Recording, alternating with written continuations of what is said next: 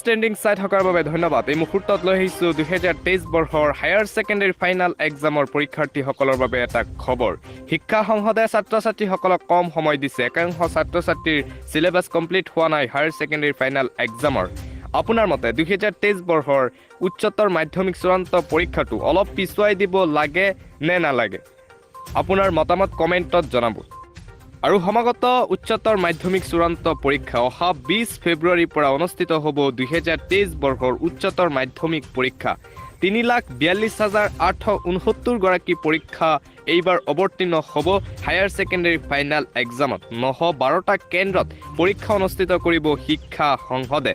অহা 20 ফেব্ৰুৱাৰীত অনুষ্ঠিত হ'বলগীয়া হায়াৰ ছেকেণ্ডেৰী ফাইনেল এক্সামক লৈ এতিয়া অসন্তুষ্ট একাংশ ছাত্ৰ ছাত্ৰী।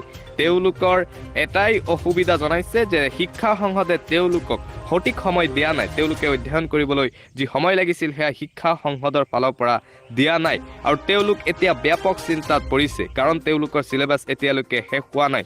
সেয়েহে এতিয়া ছাত্ৰ ছাত্ৰীসকলৰ ভৱিষ্যতৰ প্ৰতি লক্ষ্য ৰাখি বিভিন্ন দল সংগঠনক একাংশ ছাত্ৰ ছাত্ৰীসকলে দাবী জনাইছে যে তেওঁলোকৰ হৈ মাত মাতিব লাগে।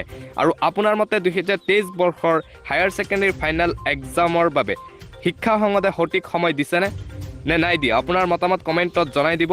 আৰু যিসকল ছাত্ৰ ছাত্ৰীয়ে পৰীক্ষাটো পষ্টপন কৰি দিয়াটো বিচাৰে তেওঁলোকেও নিজৰ নিজৰ মতামত কমেণ্টত জনাব। আমি কমেণ্টৰ ওপৰত ভিত্তি কৰি পৰৱৰ্তী ভিডিঅ' আপলোড কৰিম। আৰু যিসকল ছাত্ৰ ছাত্ৰীয়ে পষ্টপন কৰি দিয়াটো বিচাৰে পৰীক্ষাটো, অৰ্থাৎ অলপ পিছুৱাই দিয়াটো বিচাৰে, তেওঁলোকে এই ভিডিঅ'টো সম্পূৰ্ণভাৱে শ্বেয়াৰ কৰি দিব। কাৰণ এই ভিডিঅ'টোৰ জৰিয়তে অসম শিক্ষা সংসদে যাতে গম পায় ছাত্ৰ ছাত্ৰীসকল ব্যাপক চিন্তাত পৰিছে।